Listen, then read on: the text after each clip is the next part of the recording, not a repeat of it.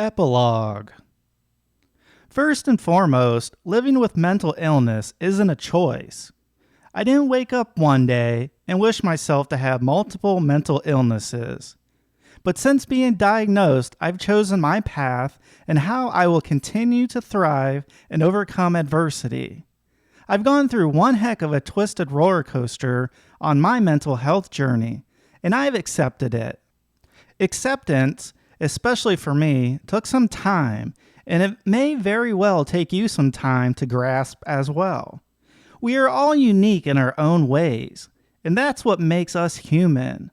So never let someone tell you that you're doing it wrong, not healing fast enough, or not reaching certain milestones on your way to peace.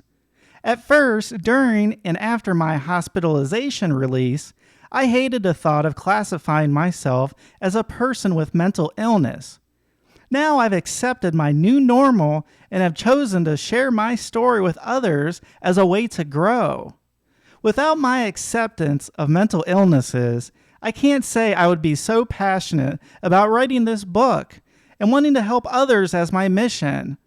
In addition, finding consistency at something hasn't been the easiest thing for me. I've since learned that consistency has multiple layers. First, believing what you are doing is for yourself and the common good. Second, learning to not let negative thoughts from yourself or others to interfere with your goals. And third, visibility into the alternative situations if you don't continue. How have I found consistency that works for me? Here's what I strive to do as frequently as possible to provide myself comfort and peace. I continue to take the medications I have been prescribed by my psychiatrist since I was admitted into the hospital during my mental health crisis. I was hesitant to take medications for an extended period at first, especially because my longest time taking prescription medication was after wisdom teeth extraction and my shoulder surgery. My recommendation to you is to really listen to your mental health team.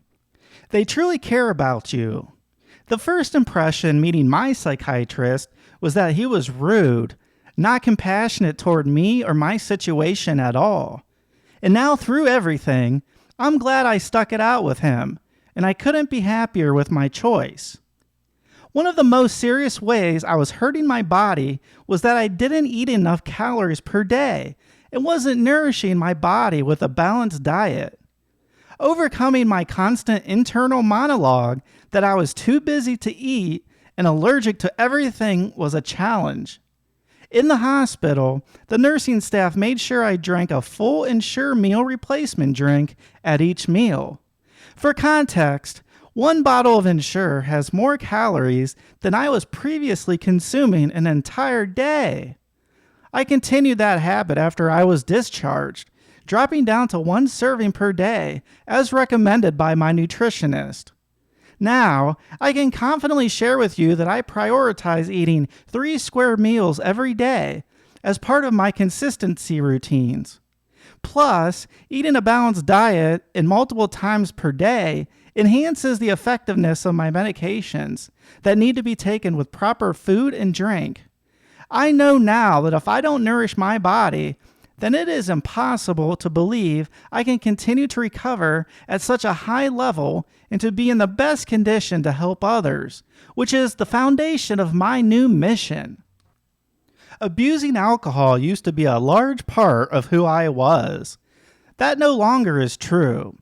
In fact, I haven't touched alcohol since months before my hospitalization. It no longer defines me, and it's not something I miss.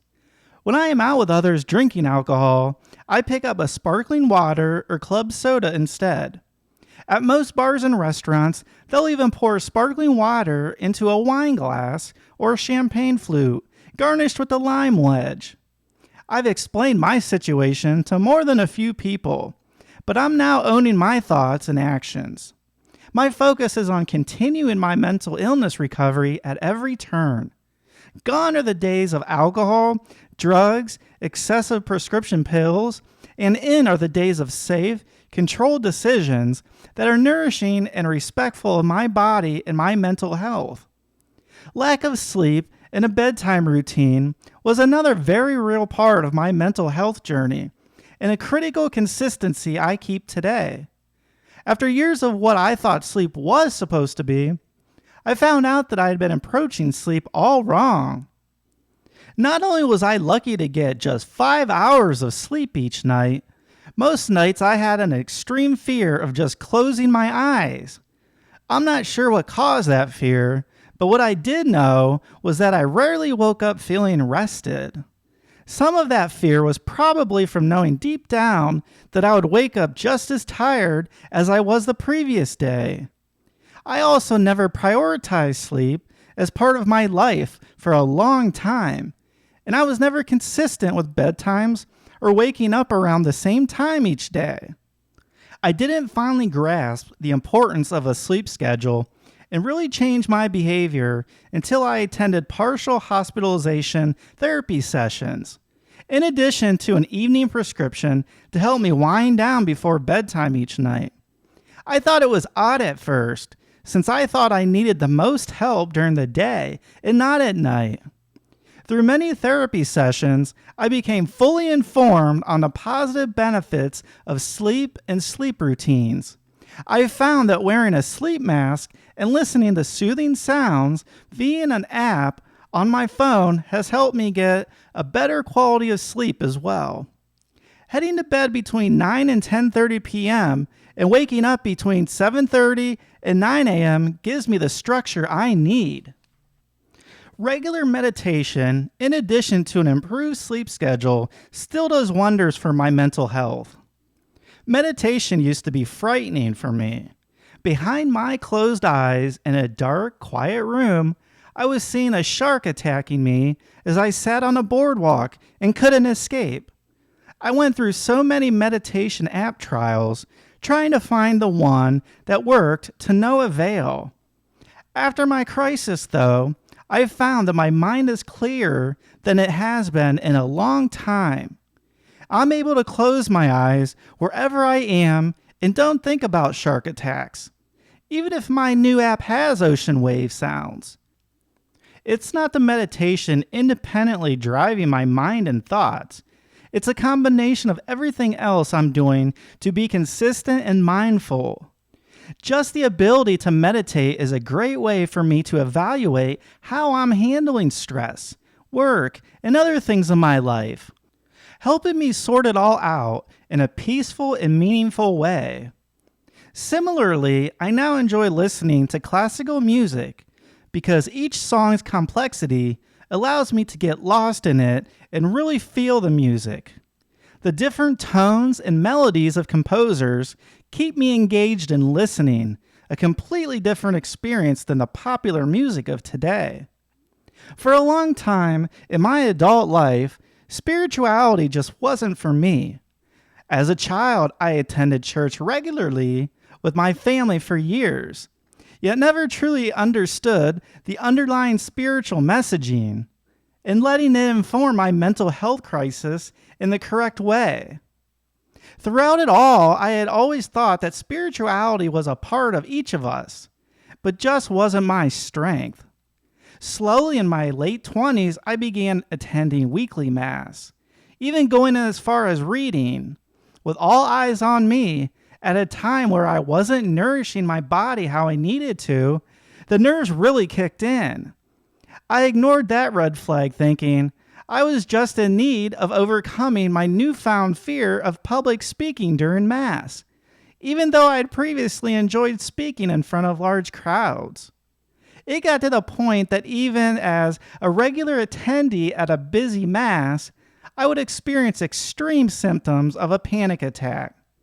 Now, with all that in the rearview mirror, I'm back to attending weekly Mass and even joined a men's prayer group to strengthen my spirituality and understanding of Christ.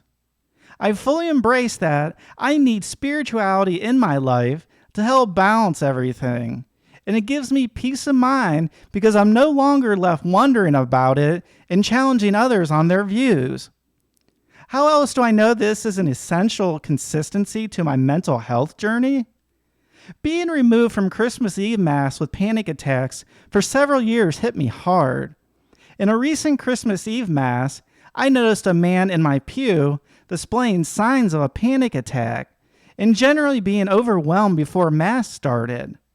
I let him out of the pew, and his mother told me that her son has problems in big crowds and suffered from anxiety.